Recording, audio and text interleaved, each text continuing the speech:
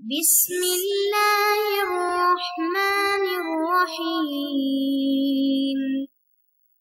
السلام علیکم ورحمۃ اللہ وبرکاتہ۔ امید ہے تمام احباب خیر و عافیت سے ہوں گے۔ آج جلالین ثانی کا سبق نمبر 29 ہے اور اس سبق کے اندر ہم سورۃ الفتح کی آیت نمبر 2 سے 4 تک کا ترجمہ اور تفسیر پڑھیں گے۔ پہلے آیت کا ترجمہ دیکھ لیں۔ لِيَغْفِرَ لَكَ اللَّهُ مَا تَقَدَّمَ مِن ذَنبِكَ وَمَا تَأَخَّرَ وَيُتِمُّ نِعْمَتَهُ عَلَيْكَ وَيَهْدِيَكَ صِرَاطًا مُسْتَقِيمًا۔ اس آیت کا ترجمہ یہ ہے کہ اللہ تعالیٰ فرماتے ہیں لِيَغْفِرَ لَكَ اللَّهُ مَا تَقَدَّمَ مِن ذَنبِكَ وَمَا تَأَخَّرَ، تاکہ اللہ تمہاری اگلی پچھلی تمام کوتاہیوں کو معاف کر دے۔ وَيُتِمَّ نِعْمَتَهُ عَلَيْكَ وَيَهْدِيَكَ صِرَاطًا مُسْتَقِيمًا، اور تاکہ اپنی نعمت تم پر مکمل کر دے۔ وَيَهْدِيَكَ صِرَاطًا مُسْتَقِيمًا، اور تمہیں سیدھے راستے پر لے چلے۔ عزیز طلبہ، اس آیت کریمہ کے اندر اللہ تبارک و تعالی نے 4 کمالات کا ذکر کیا ہے۔ سب سے پہلا جو ہے وہ گناہوں کی معافی ہے کہ اللہ آپ کی اگلی پچھلی کوتاہیاں معاف فرما دے۔ لیکن چونکہ انبیاء معصوم ہوتے ہیں، اس لیے ذنب سے مراد مفسرین نے فرمایا یہاں خلاف اولا ہے، اور خلاف اولا کا صدور جو ہے وہ انبیاء سے ہونا یہ عصمت انبیاء کے خلاف نہیں ہے۔ دوسری چیز وَيُتِمَّ نِعْمَتَهُ، اتمام نعمت ہے، آپ پر اپنے انعامات کی تکمیل کر دے۔ تیسری چیز بیان فرمائی صراط مستقیم کی ہدایت، اور چوتھی چیز اس سے اگلی آیت میں ہے وَيَنْصُرَكَ اللَّهُ نَصْرًا عَزِيزًا، ایسی کامیابی اور غلبہ جو نہایت مضبوط اور مستحکم ہو، اور جو کسی مخالفت اور بغاوت سے متاثر نہ ہو سکے۔ دراصل حدیبیہ کی جو صلح تھی وہ بظاہر ذلت اور مغلوبیت والی صلح نظر آتی تھی، اور جو صلح کی شرائط تھی ان میں یہی محسوس ہوتا تھا کہ یہ فیصلہ جو ہے وہ کفار قریش کے حق میں گیا ہے۔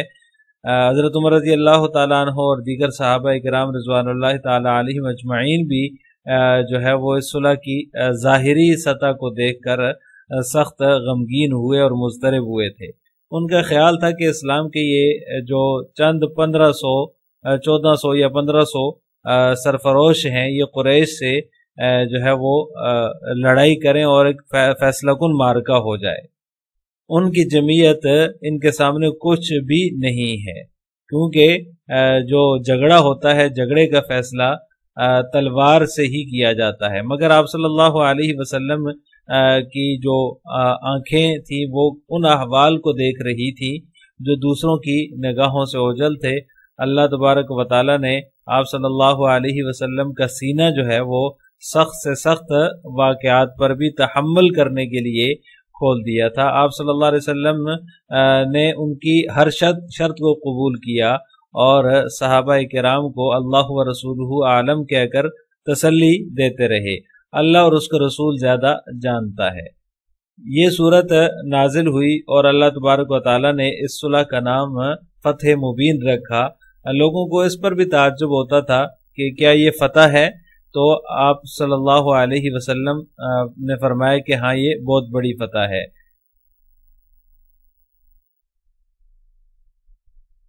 کیونکہ اس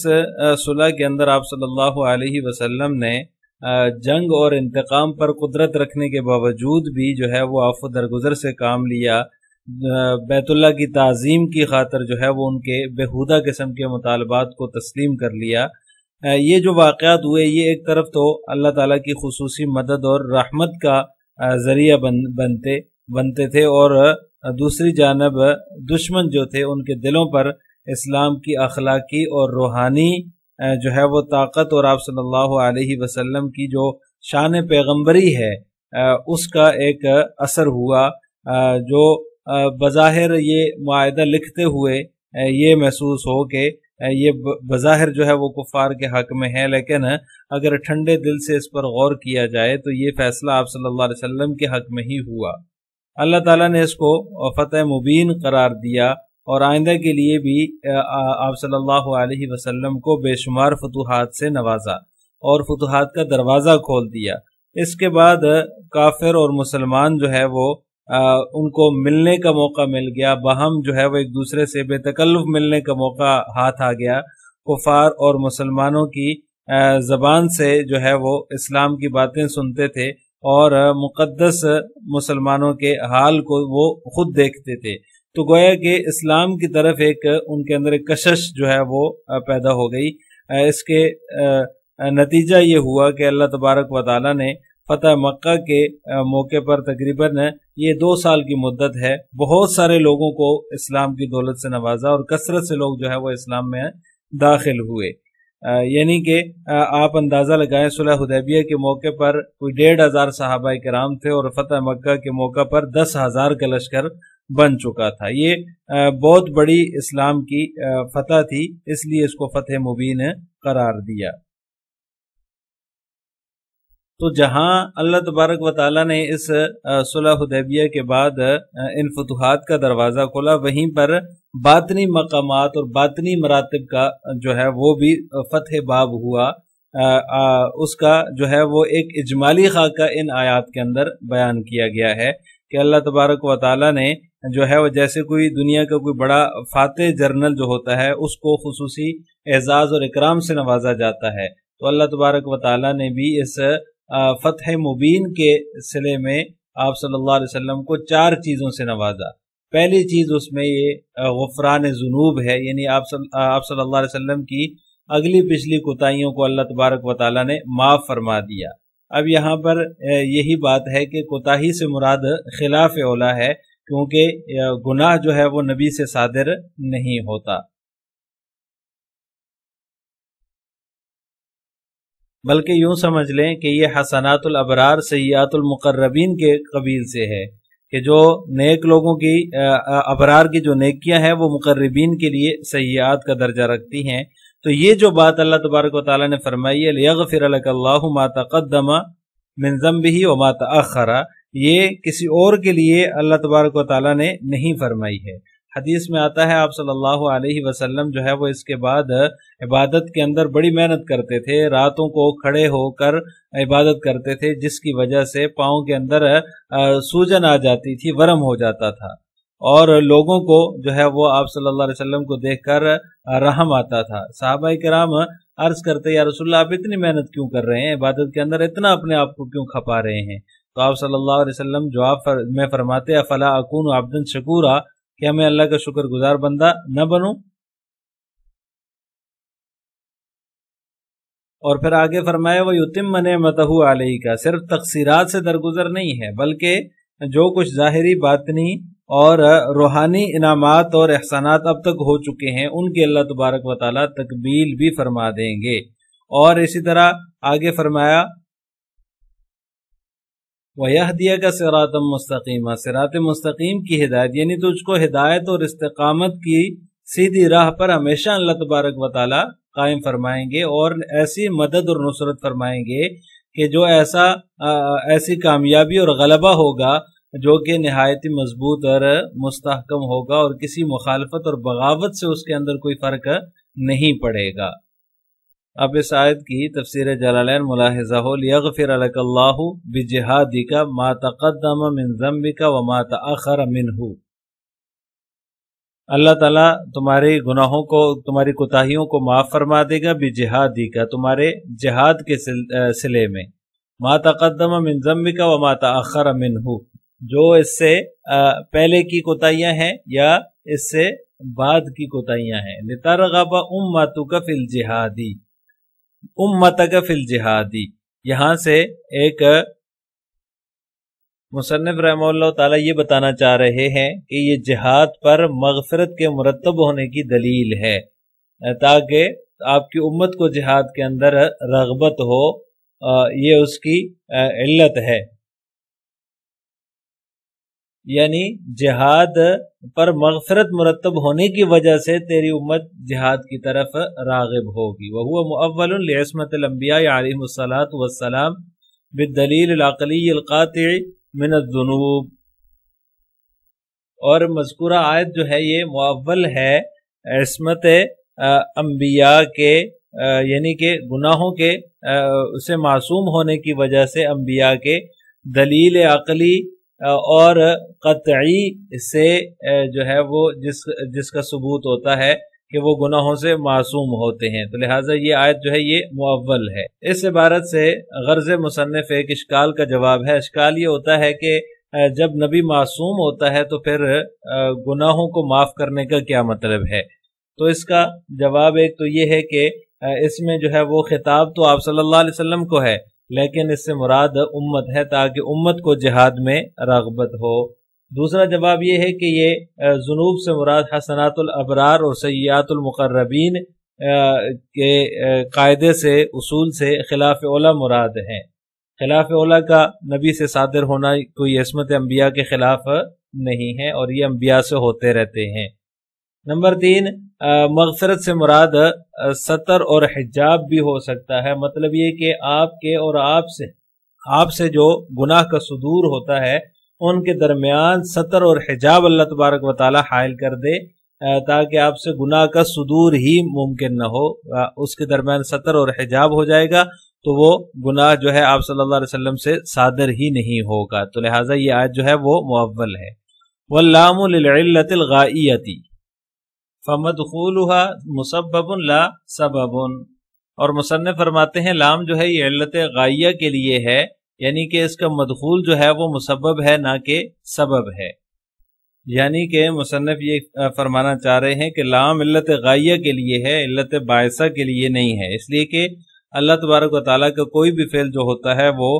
معلل بالاغراض نہیں ہو سکتا، یعنی کوئی چیز اس کو کسی فعل پر برانگیختہ نہیں کر سکتی، اللہ تبارک و تعالیٰ کو آمادہ نہیں کر سکتی۔ البتہ یہ جو لام ہے علت غائیہ کے لیے ہو سکتا ہے، یعنی کہ نتیجہ فعل کے لیے، جیسے کہ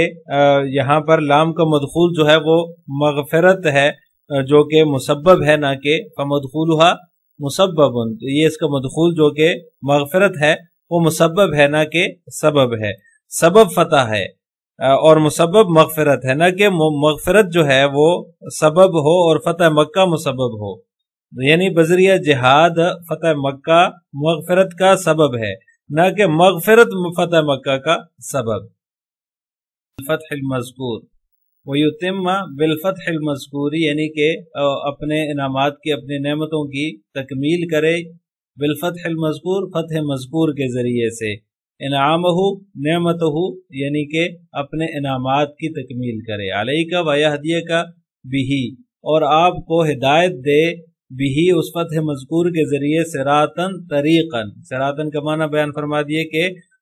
ایسے راستے کی طرف جو کہ سیدھا راستہ ہو۔ یثبتک علیہ وہو دین الاسلام، اس عبارت سے مصنف کی غرض ایک اشکال کا جواب دینا ہے کہ آپ صلی اللہ علیہ وسلم تو ہدایت یافتہ ہیں، پھر ہدایت دینے کا کیا مطلب ہوا؟ تو اس کا مطلب یہ ہے کہ ہدایت سے مراد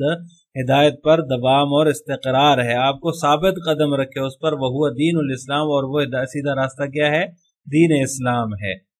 اس سے اگلی آیت ہے وَيَنْصُرَكَ اللَّهُ نَصْرًا عَزِيزًا، اور تاکہ اللہ تبارک و تعالیٰ تمہاری ایسی مدد کرے جو سب پر غالب آ جائے، نَصْرًا ذَا عِزٍ لَا ذِلَّ مَعَهُ، ایسی نصرت جس کے اندر ذلت نہ ہو، باعزت نصرت، لا ذل معه جس کے ساتھ ذلت نہ ہو۔ اس عبارت سے بھی مصنف کی غرض ایک اشکال کا جواب دینا ہے کہ عزیزاً جو ہے وَيَنْصُرَكَ اللَّهُ بِهِ نَصْرًا عَزِيزًا، یہ عزیز جو ہے یہ منصور کی صفت ہوتی ہے نہ کہ نصرن کی، یعنی نصرن کی یہ صفت نہیں ہوتی بلکہ منصور کی صفت ہوتی ہے، اور یہاں پر اس کو نصرن کی صفت بنایا گیا ہے۔ تو اس کا جواب یہ ہے کہ عزیز فعیل کے وزن پر ہے، اور فعیل کا وزن نسبت بیان کرنے کے لیے آتا ہے، تو اسی طرح یہاں بھی عزیز جو ہے یہ ذو عزن ہے، ذو عزن کے معنی میں ہے، اور ذو عزن جو ہوتا ہے وہ منصور ہی ہوتا ہے، یعنی کہ اس کی طرف جو ہے وہ عزت کی نسبت کی گئی ہے، تو وہ ذو عز ہوا، تو ذو عز جو ہوتا ہے وہ منصور ہی ہوتا ہے۔ اس سے اگلی آیت ہے هو الذی انزل السکینۃ فی قلوب المؤمنین لیزدادوا ایمانا مع ایمانہم وللہ جنود السماوات والارض وکان اللہ علیما حکیما۔ اس آیت کا ترجمہ یہ ہے، اللہ تبارک و تعالیٰ فرماتے ہیں هو الذی انزل السکینۃ، وہی ہے جس نے ایمان والوں کے دلوں میں سکینت اتار دی، فی قلوب المؤمنین، ایمان والوں کے دلوں میں سکینت اتار دی، لیزدادوا ایمانا مع ایمانہم، تاکہ ان کے ایمان میں مزید ایمان کا اضافہ ہو۔ وَلِلَّهِ جُنُودُ السَّمَاوَاتِ وَالْأَرْضِ وَكَانَ اللَّهُ عَلِيمًا حَكِيمًا، اور آسمان اور زمین کے تمام لشکر اللہ ہی کے ہیں، اور اللہ جو ہے وہ علم کا مالک بھی ہے اور حکمت کا مالک بھی ہے۔ عزیز طلبہ، اس آیت کا شان نزول یہ ہے کہ بعض صحابہ کرام جو صلح حدیبیہ میں شریک تھے، حدیبیہ کا جو واقعہ ہوا اس میں شریک تھے، تو انہوں نے جب یہ آیات سنی لیغفر لک اللہ ما تقدم من ذنبک وما تأخر، تو عرض کیا یا رسول اللہ، یہ انعامات اور کمالات تو آپ کے لیے ہیں، ہمارے لیے کیا ہے؟ تو اس پر یہ آیت نازل ہوئی کہ جو سفر میں، حدیبیہ کے سفر میں آپ صلی اللہ علیہ وسلم کے ساتھ تھے،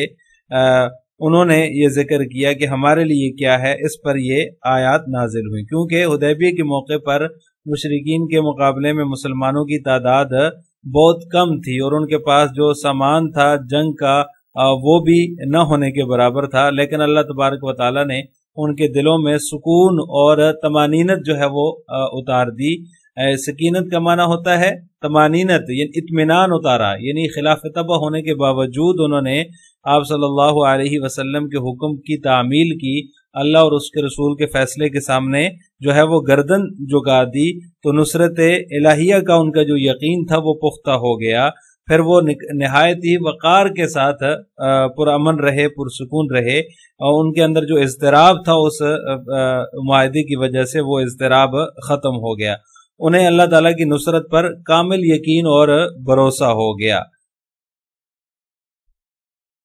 اب تفسیر جلالین ملاحظہ ہو، والذی انزل السکینۃ الطمانینۃ،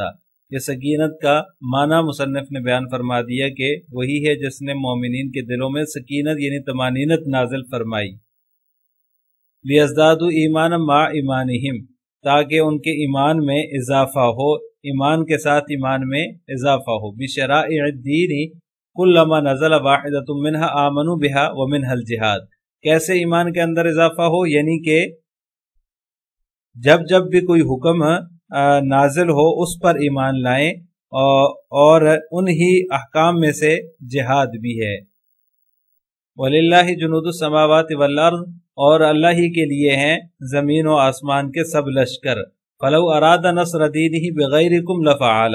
یہ اس کی تفسیر بیان فرما دی کہ اگر وہ تمہارے بغیر اپنے دین کی نصرت کا ارادہ کرتا تو وہ ایسا کر سکتا تھا۔ وَكَانَ اللَّهُ عَلِيمًا بِخَلْقِهِ حَكِيمًا فِي صُنْعِهِ، وہ جو ہے وہ اپنی مخلوق کے بارے میں دانا ہے، وَحَكِيمًا فِي صُنْعِهِ، اور اپنی سنت کے بارے میں باحکمت ہے، حکمت والا ہے۔ اَيْ لَمْ يَزَلْ مُتَّصِفًا بِذَلِكَ،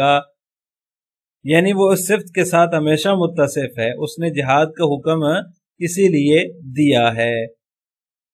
آخر میں آپ حضرات سے 2 سوال ہیں۔ نمبر 1، سورہ فتح کی آیت نمبر 2 میں کن کن انعامات کا ذکر ہے؟ نمبر 2، هو الذی انزل السکینہ کا شان نزول کیا ہے اور سکینت سے کیا مراد ہے؟ ان دونوں سوالوں کا جواب آپ نے کمنٹ باکس میں دینا ہے۔